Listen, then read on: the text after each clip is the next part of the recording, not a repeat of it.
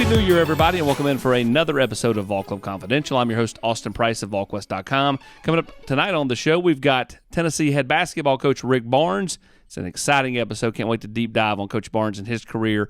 Over 700 wins, closing in on 800 for his illustrious career. But before we do that, we'll bring in Hunter Badur of the Vol Club. And Hunter, back in December, back before Christmas, we had the Holiday with Hoops, event, and a great turnout here at Spire, at the Volunteer Club. Absolutely. And first of all, congratulations to you, Austin, for making it through another portal season. Yeah. It's not a lot of sleepless nights, and you do a less great hair job up here, and there's more gray in here. But yeah, we had our kickoff basketball event, had about 200 people that came. Dalton Connect, Jordan Gainey, Josiah Jordan James were all in attendance, Coach Barnes as well, and tremendous turnout. And I think people who brought their kids really had a worthwhile time. When you look at basketball season, now that we're into the month of January, get into February, there's going to be basketball tailgates, which is exciting. We had a great showing for our final football tailgate in Orlando. I thought this fall our events team did a tremendous job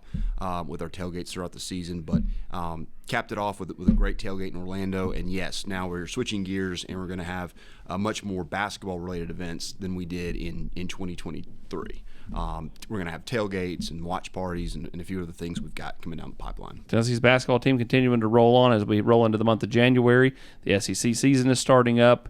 Tailgate season for basketball is starting up. And then, of course, baseball season just right around the corner for Tony Vitello and company, which means trips to the porch for you guys and a chance for Vol Club members to interact with the Tennessee baseball team. We'll have coverage of all of that right here with the Volunteer Club. But tonight's guest is very special to me.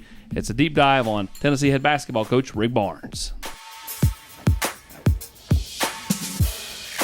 So, Coach, what's up, man? How are you? How you doing? Good to see you. Doing well. Coach, you've been here several years now. What's it mean to you to be the head basketball coach at Tennessee? Austin, that's it's a blessing because, when I came here, when I left Texas, I was there for 17 years and honestly thought that's where I would finish my career. Sure. But it didn't end that way, and I thank the good Lord for this opportunity. And, Dave Hart was the person that hired me at the time. And being here, what's really, I've told many, many people, growing up in Hickory, North Carolina, which is, say, less than 3 hours from Knoxville, and my wife actually spent 1 year here and got her degree from the University of Tennessee. I had no idea how much the Vol Nation loves their athletic department. I had no idea. When I think about it,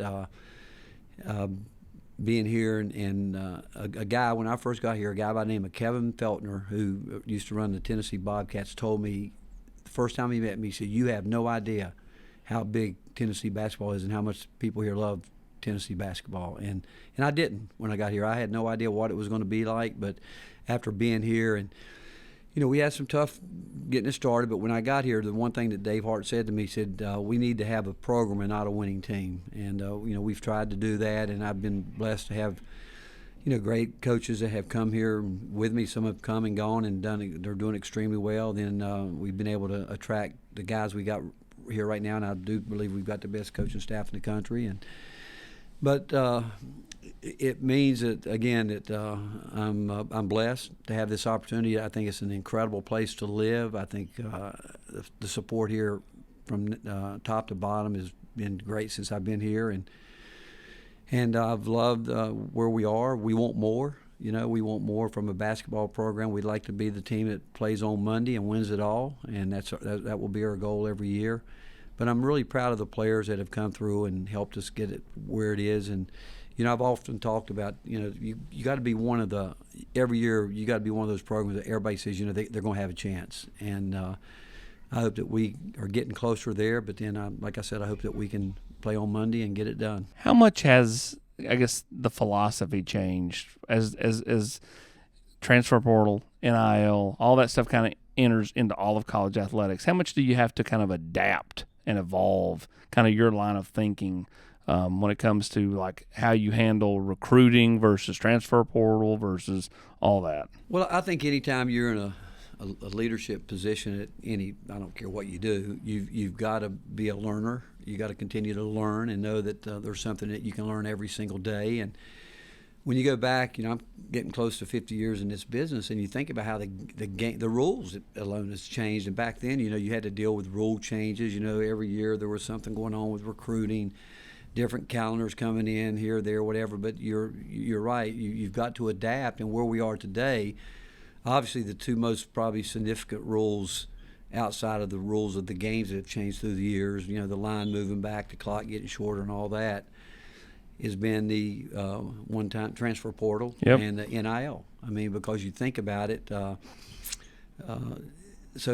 how do you adapt? I think that you almost have to look at things now where when I first got in it, everything was through a 4-year window. You looked at it that way, and you knew that you were trying to build and have that stability, and everything mattered. Now I still think everything matters. I believe that our job is to help young people get educated. I think our job is to help people grow and learn how to handle, not just the good times, but the tough times.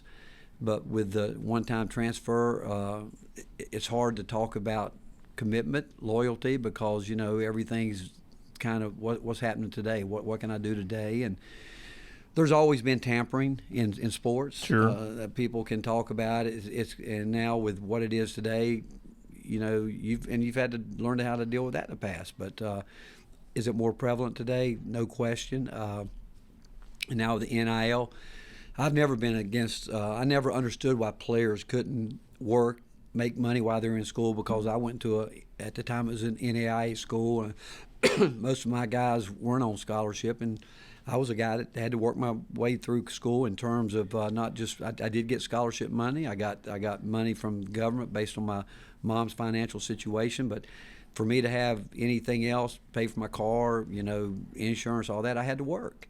And back when the NCAA made it so difficult just to get somebody a job, it was ridiculous. And now, again, I'm all for name, image, and likeness. And if guys can do that, take care of their business that they're here to do, I'm for all of it. And the transfer portal, whether you like it or not, but I could sit here and make a case. In some ways, it's easier because think about it. I mean, we spend sometimes 2-3 years recruiting a guy. Yeah. And then knowing that you might not get them, and now you can put together a team in 10 days.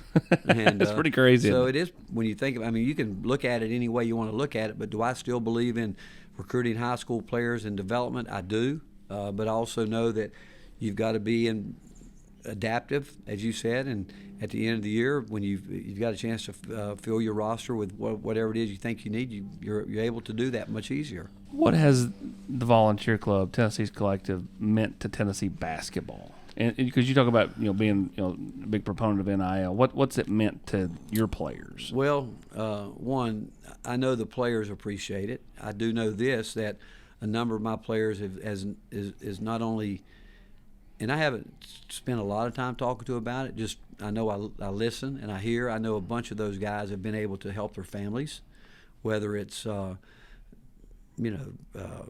helping them through tough times, like Zakai. I mean, what think about what he's gone through since he's been here, losing everything, but then just being able to fly their parents to games, where they can really see him play, because this time flies by. And I mean, when I think of Josiah and the time we spent together, and Santi, I was talking to them about it actually today. I mean, when those guys got here, it was a transition, and I don't know if you remember back then when Grant and all those guys had left, and all at once Lamonte can't finish. He has to step away in December, and Santi comes in here with 2 days practice, and Josiah's a freshman, and coming off a year where he had dealt with some injuries too.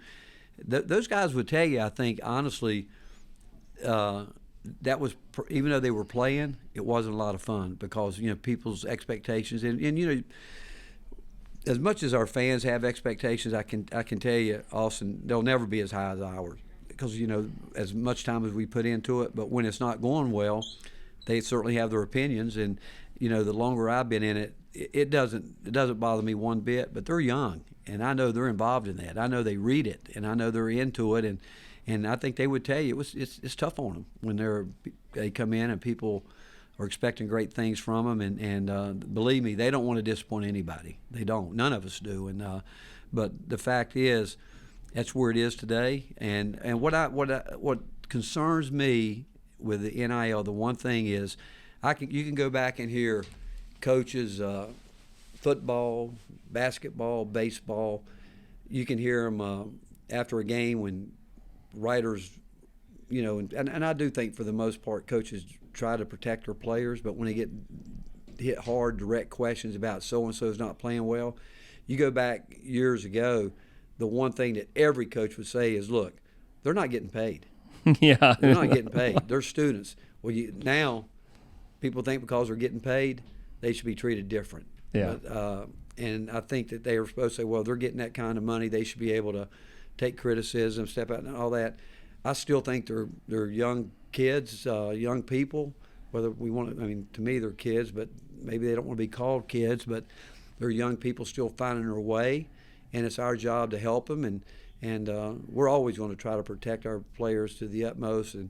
And with all this said, you talk about coaches have to adapt, universities have to adapt. Sure. In terms of, and I think that our university has done a great job. I mean, they got early with it, and today you've got to, if you're going to be in the ball game, the NIL is going to be a big part of it. And if you don't think that, you're kidding yourself. Let's go back to growing up in Hickory. You kind of come from humble beginnings, and a real American success story. Kind of just take us through kind of your early years and kind of, what I guess made you the way you are. Well, Austin, I would tell you, humble would be a good word, but my son's a missionary and has been a missionary in the Middle East for a long time, and being able to travel to parts of the world where he lives, I never worried about eating. We always had something on the table. Sure. It could be good old fried liver mush, but it was good, and we always had bread, potatoes, and all that. And I grew up, my father, separated from my mom, divorced. I might have been 5 or 6. I really don't remember it. I wish I would have had a chance to get to know my father more.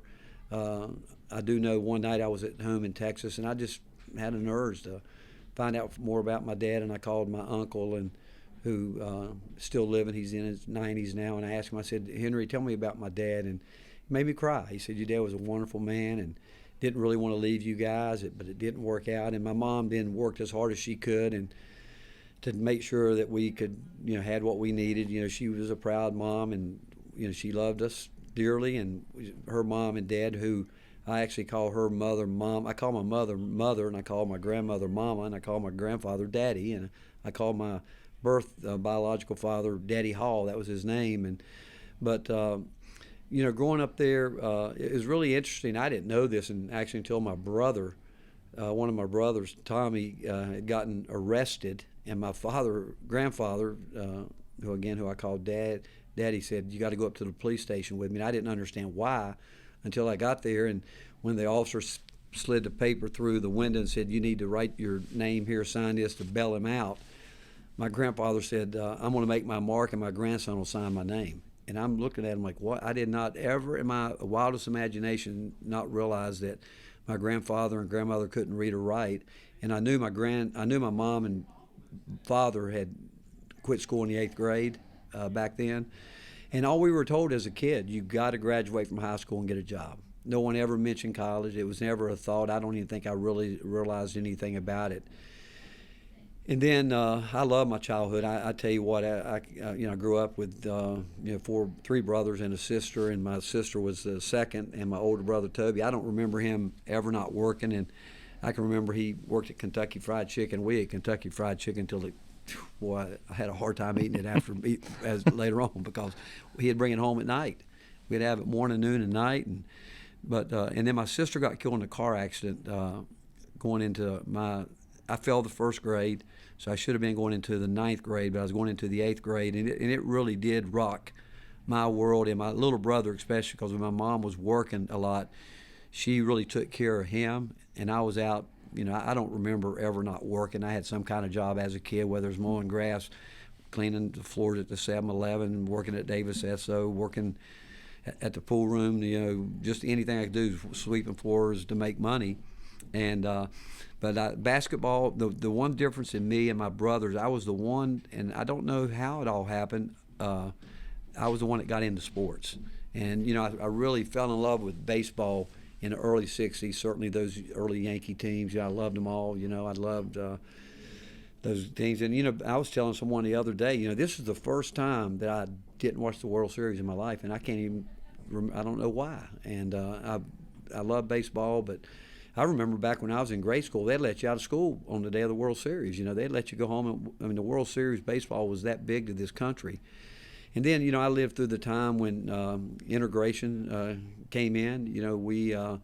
I went to I was a seventh grader at College Park Junior High School. The first year they integrated the schools, and then when I got to the high school, really 3.5 years later, it just still wasn't equal. The black students weren't allowed to be. How cheerleading and the student council and all that was popularity contest. Sure. They didn't have the numbers, and so my sophomore year, we had some terrific teams, and once they integrated the two high schools there in Hickory, but the black students decided to walk out and boycott because it wasn't fair. It was never fair the way it was done, but the walkout it really cost some of my friends a chance to do something they love, and that was to play basketball.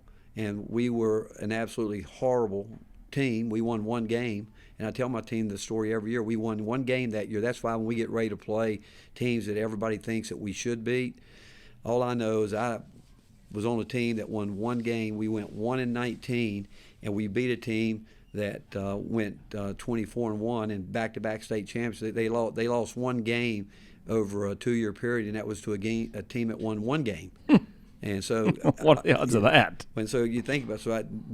I go into everything knowing that if you don't play well, you can lose. Because I can't even tell you how we beat that team, but we beat them, South Mecklenburg, and they had Walter Davis, who just passed away about a month ago, and it was the same school that Bobby Jones had gone to the year before. And all I know is we beat them by 1 or 2 points in Hickory at like 43-42 or 44-43, 45-43. 3 weeks later, we go to Charlotte, and they beat us 80-40. But I've always remembered that one game. Any given night. On any given night, and I don't care what anybody says. But then I had and I look back. I think God brought some people into my life at the time: Alan Beam and Bill Johnson and Joe Ryan and Sam Davis, and Coach Davis was the first black teacher I ever had, and was a great man. And man, he was tough. He talk about toughness and discipline, and he preached it, and you knew he meant it.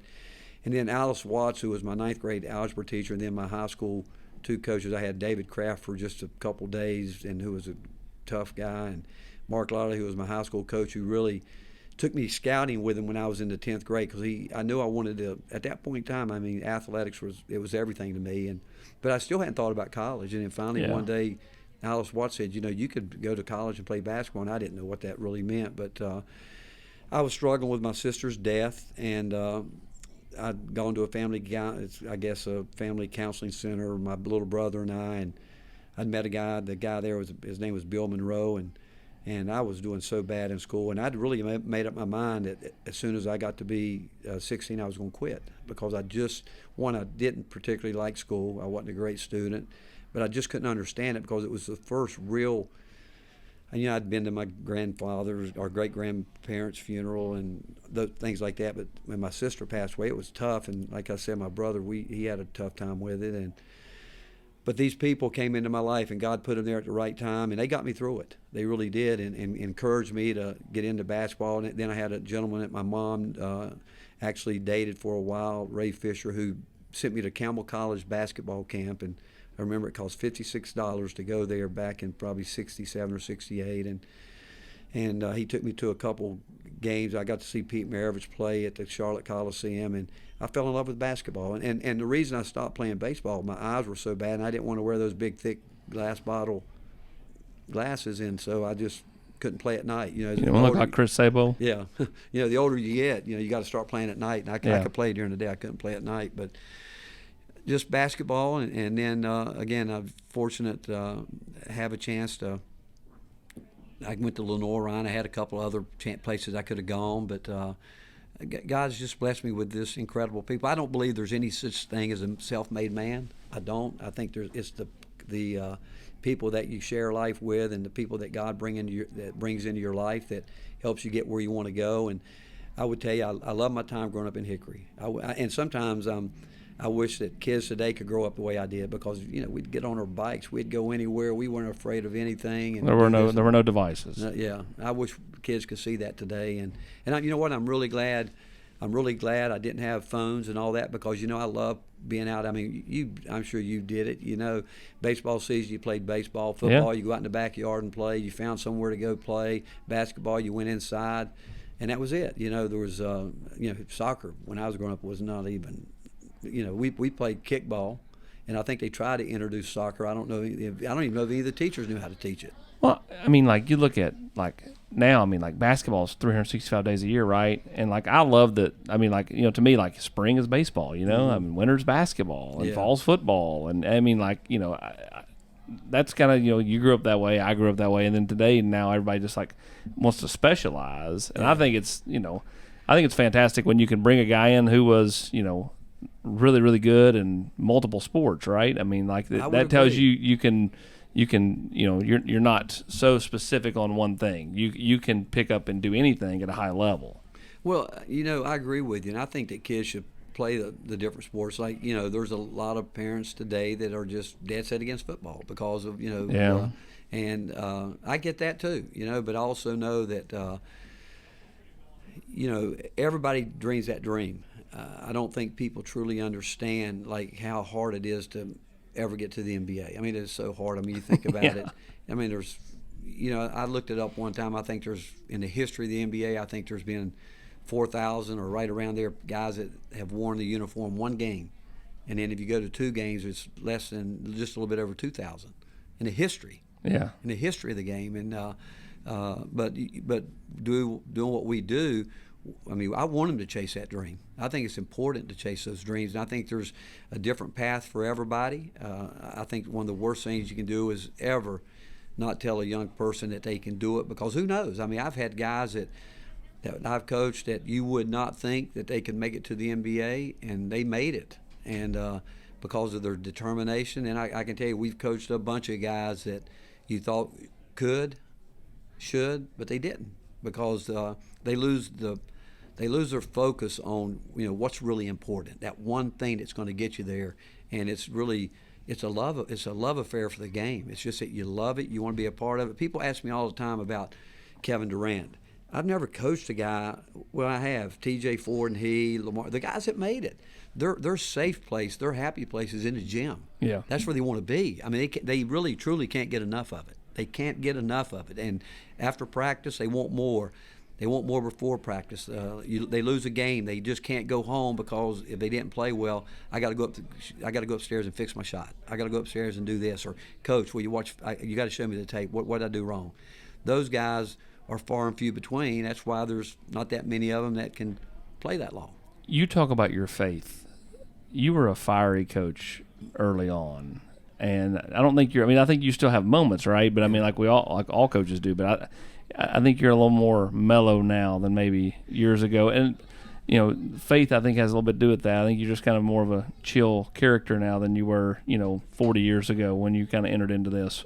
Was there a point, though, where, you kind of, your demeanor changed? Well, my demeanor, I think I'm probably as fiery or all that the same. I do. I've always been I want to be consistent. I think that if you're in a position of leadership, you got to be the most consistent person in the building. And, I grew up, again, in Hickory. Always went to church. Grew up going to a Baptist church. My mom was one of the charter members of East Hickory Baptist Church in Hickory, and that's where, her mom and dad went, and our family went. And my grandparents, if my mom couldn't get us there, we were in church on Sunday night, Wednesday. You had RAs, you were there. And the one thing that I will give great credit to my mother, they taught us not to use any type of profanity, any kind of derogatory comments like the N-word. My grandfather, I didn't realize this until the night I got married. His entire life, he worked with black people, and that was where his comfort zone was. And I didn't. He always came. He always had just common menial jobs, but he worked every day of his life, never complained about anything. But we were taught to respect everybody. I don't care who it was, whatever it may be. And back when I was growing up, there was no ethnic divisions. It was black and white. Everything was black and white. I remember seeing downtown Hickory where there was a cooler that said, colored only, white only, all that. I grew up and I saw that, and I never understood it because in our house, and we lived right on the verge of what in Hickory at the time they called Colored Town. Sure. And I realized that's where my grandfather worked, and I thank God for that because my grandfather, again, no profanity, none, nothing, anything like that. So when I got into coaching, I didn't curse, and when I became a head coach, I had the worst advice I ever took. I had one of my assistant coaches, and he was a black coach. He said to me, Coach, if you don't start using profanity, you're going to lose these guys. And you know what? I did. And I'm ashamed of it to this day. And I went through a period of, and again, I don't think I coached any different, but it was the way what I spoke about, how I spoke, and it was, looking back, it was demeaning, because the one thing I've always promised parents is I'd treat their sons the way I want my son treated. I wouldn't, looking back, and it was a huge mistake. Talking, I wouldn't want my son talked to like that, and so that went on, and after my first halfway through my first year at George Mason, the entire time I was at Providence, the entire time I was at Clemson, and then probably for about 3, maybe 4 years or so at Texas. I can't remember exactly how many. And I signed a really good class. The class that came in with Kevin Durant, signed a young man by the name of Damian James from Nacogdoches, Texas. And Damian's one of the sweetest kids you could ever meet, and he was ranked like the 18th best player in the country, and thought he was going to be one and done, but obviously that he wasn't. But the next year he came back, and he was really struggling. It might have been his third year, but he was struggling, and we needed him to play big every night, consistency. And at that time, I think that I was looking back, I don't think I was a very good coach, to be honest with you. I think I knew basketball, and I think I could teach basketball, but I don't think I was a good coach. Sure. In terms of putting it all together with the players and getting the most out of them, because I think the worst thing they can do is play out of fear. And we're getting ready to play Oklahoma one night, and Damian was really struggling, and I loved the kid. I really loved him, but he couldn't have felt it looking back on it. The way I coached him, there was no way he could have felt what I really felt for him. And we get ready to play Oklahoma up in Norman, and I told the coaches I wanted him to leave. They had a little locker room for the coaches, and I said, I want to talk to Damian, and I brought him in. I said, Damian, look, I want you to help me figure out how I can help you. Tell me what I can do to help you. How can I coach you better? What can I do? And he looked at me, and I'll never forget, he put his head down and he shook his head, and he looked at me, and with his eyes were moist, and he said, Coach, I owe you an apology. And I said, what do you mean? I'm not asking you for an apology for anything. I said, I just want you to answer that question for me. He said, no, I feel like I've let you down.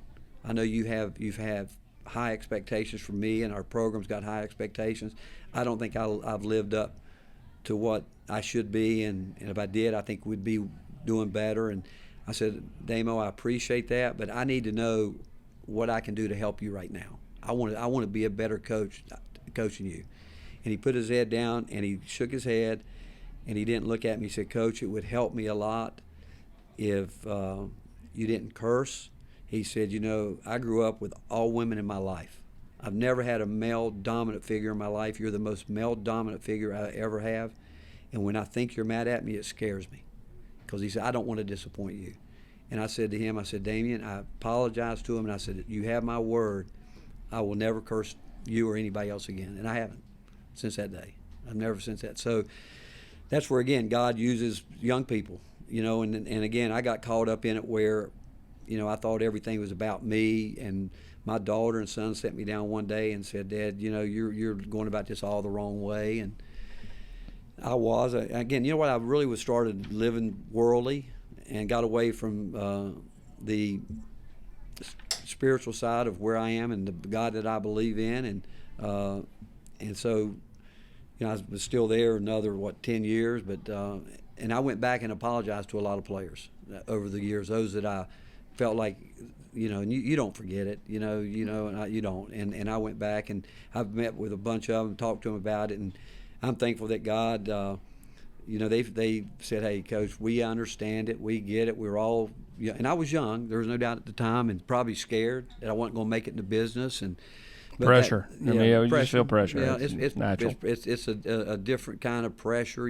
but you can't take it out on other people. You can't do that in anything in life, and probably there's probably not. That's what was going on. But I'm thankful that I have coached so many. I don't like to say we have coached so many wonderful people, guys that have truly affected my life more than they know. I've had just tremendous assistant coaches with me, and worked for some just great athletic directors, and made mistakes, yes, but I can assure you I won't make that one again, because I want our players every day to know how much I love them. But to go back to what you asked me about being feisty, I think every player that I've ever coached, when they come back, they have said to me, and I could go back 25 years ago, you're not as hard as you used to be. I would disagree. Because they went through it, and now that they look back on it, I've had a bunch of those guys say, boy, Coach, I wasn't very tough back then. And when they're going through it, they probably think it's harder than it, and I think these guys do. They think it's harder than it is.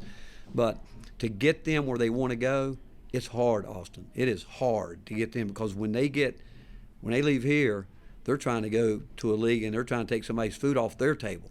And it's a different ball game. Well, the first episode of Vol Club Confidential we ever had, we had Josiah out and Cedric Tillman, and Josiah openly talked about it. His first year or so, he hated you. Yeah. And all of a sudden it just started to click, like how much he knew you were pushing him for the right reasons, right? And now he's like, now I love him. Like, it's like, he goes, and how much do you have to kind of cross that barrier as a coach with every kid that you coach? Because getting them to understand, like, it's kind of like Coach Garner on the football team. Like, those defensive linemen, I think they're like, probably when they first start out, they're like, well, what is going on? And then later they're like, I'd run through a brick wall for that guy. Well, I think it goes back to recruiting. I think that I've had a couple bad teams, and I'll tell you where it went bad was through the process of recruiting them, because I can tell you the one thing that I have always done in terms of talking basketball with recruits, I've always said, and I think transparency is the most important thing. And I've always said, if you want to know what it's like, come to watch practice, because I am not going to change. The way you see me in practice, I'm not going to put on a show when you're here where I'm being a nice guy. I'm not going to do that. I'm going to be as real as I can be, and I want you to talk to the players, talk to Josiah, talk to those guys, because since I've been here, Josiah James has probably recruited more players for us than anybody. Yeah.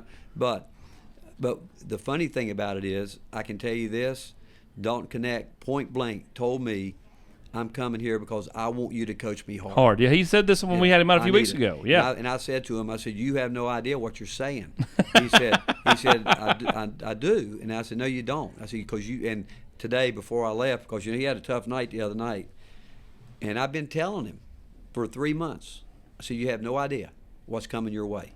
And if I don't start getting at you, making you uncomfortable, making you understand this, you're going to really get hit in a way you can't imagine. But here's what I know now. He knows I've told him the truth. And he even said, and I said, and you know what, Dalton? It's just getting started. It's just getting started. The way people are going to play you, the way they're going to do it. But as much as you try to tell them, and again, it goes back to like Josiah saying, boy, it's tough early. They think they got it. They think, and because they don't know what they're getting into. They don't know what's coming. And now, like, they do.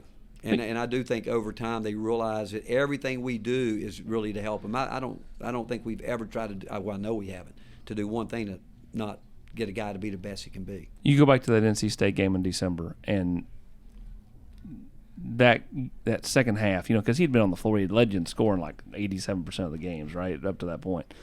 And he's not out there. And I kept watching him on the bench, and I'm like, this guy's kind of getting a little taste right here. This is a moment for him. Like, this is because, everything had come so easy. He scores 37 in Chapel Hill, even in a loss. It was everything offensively was just clicking, boom, right? And all of a sudden he had an off night. but he had his brothers step up and take care and get that win for you. It's just like, sometimes offense is there, sometimes the defense is there, you win different ways. I thought that was a real moment for him because I think to be where you want to be in 2 months' time, he needed to, I won't say be humble because I don't think that's the right word, but like he needed a little bit of adversity at this level in this league, versus being at Northern Colorado. No knock against that.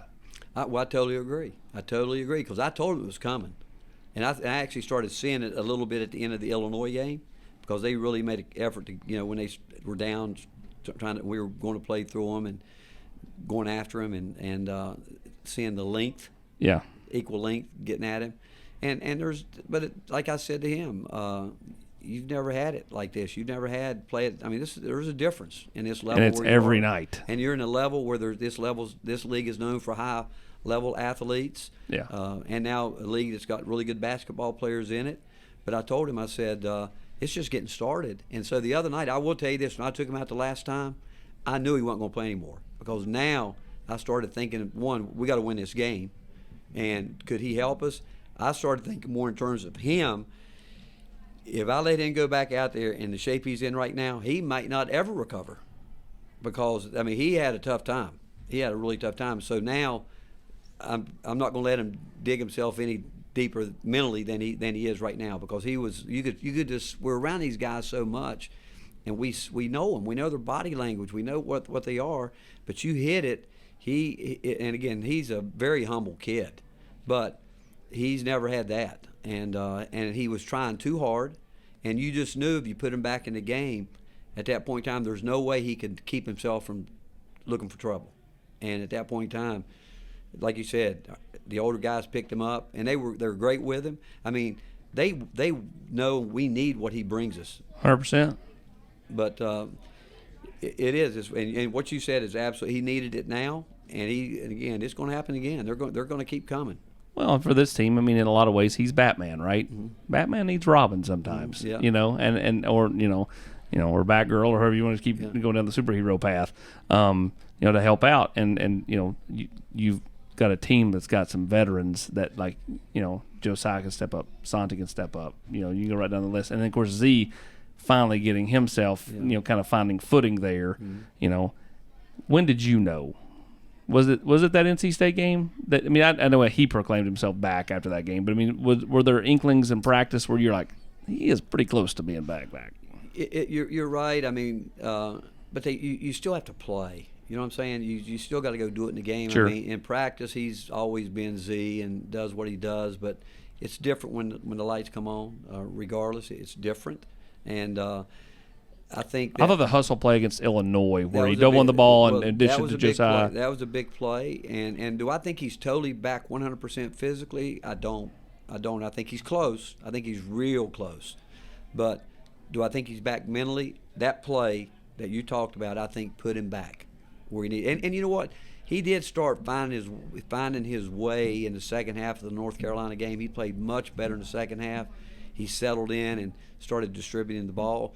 And then we talk about it with our team. Every game takes on a different personality, and like the other night, NC State, you can tell by their game plan they were doing everything they could to make him do all the work. They wanted him to probably get 30, not set those other guys up, and I thought he did a great job of what he was trying to do there. But where I thought he can change, where he controlled the game was the defensive plays. He took the ball away from 2 or 3 times on the back end, and that's Zakai Zeigler. What he does, the fly in the ointment.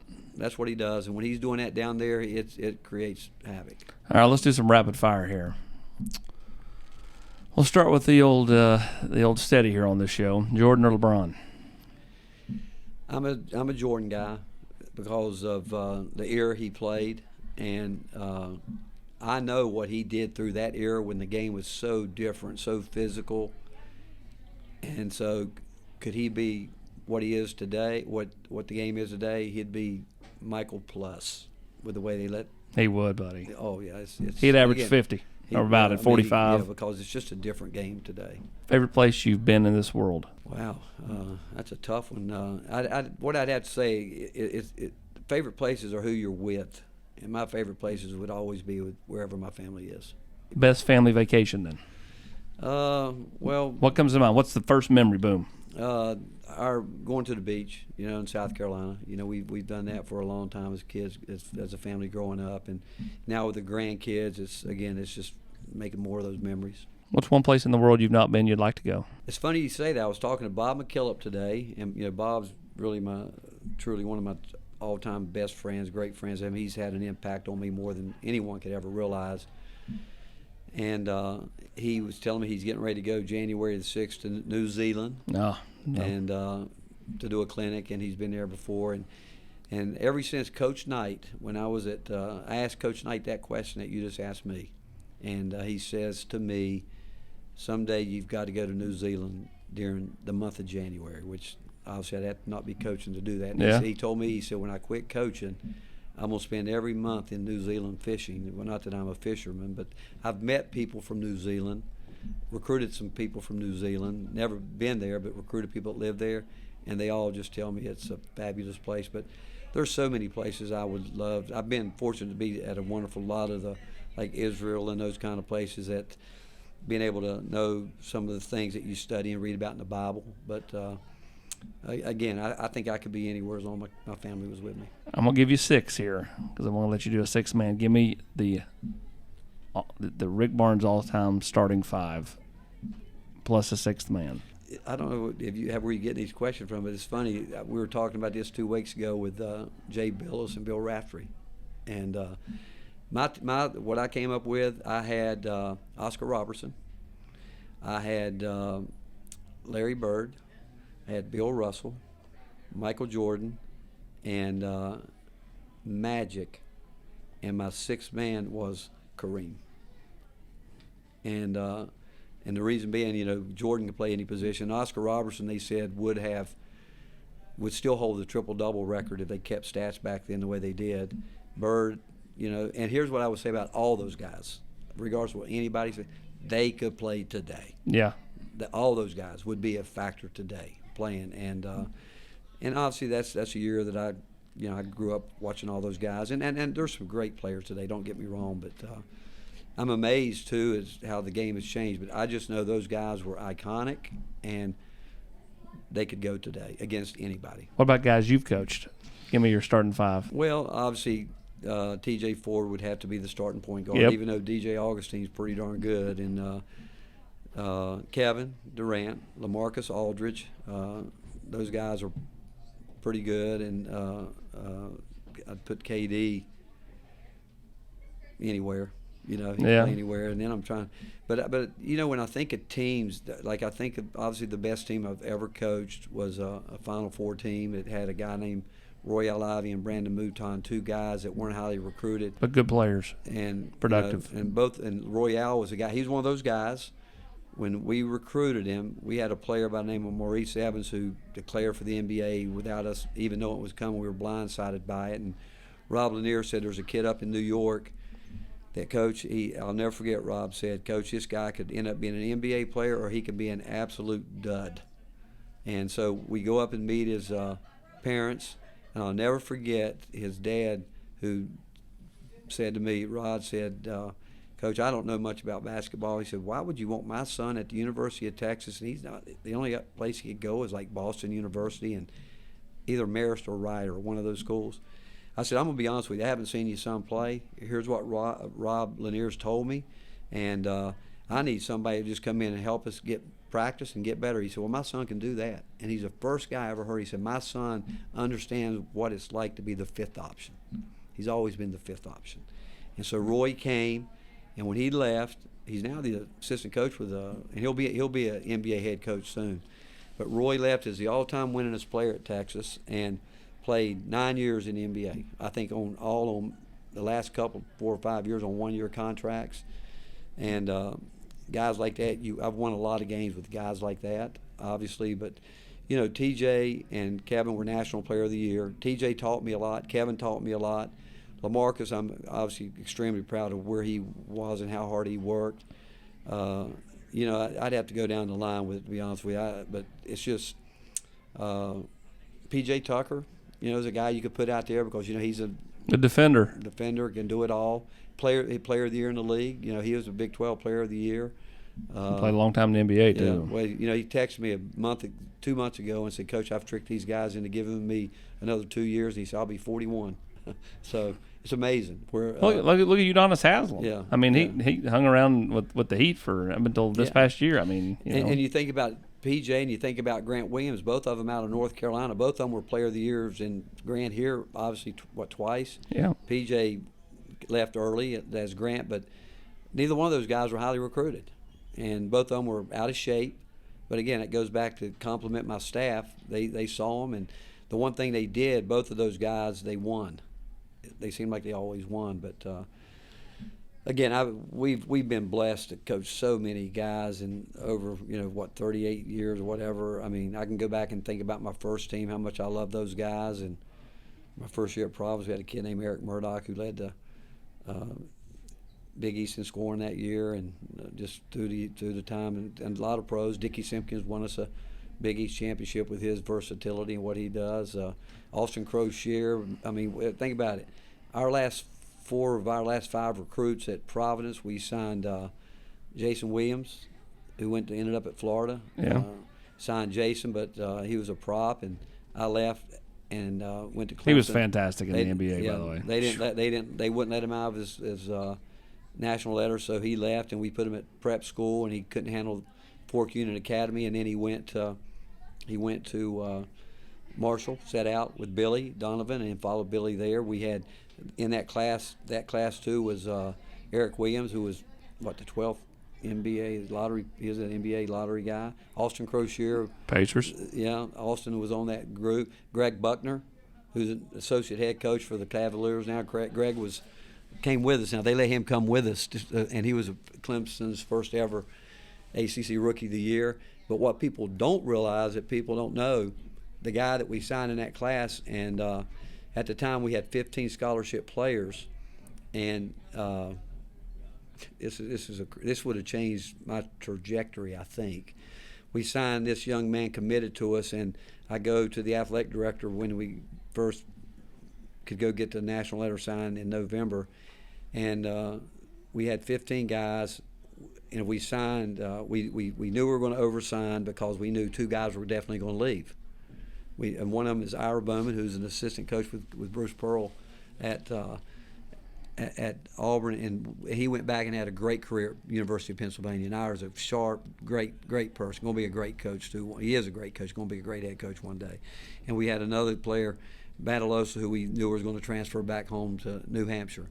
And so we offered this guy a scholarship. He committed to us, and I go in to get the national letter, and John Marinado, who's a wonderful person, my second AD, and John went on to become the commissioner of the Big East and passed away a couple year ago, and he said that our people on campus won't let us give a scholarship that we don't have. I said, well, John, we're going to have not just that one, but one more at the end of the year we're planning on signing.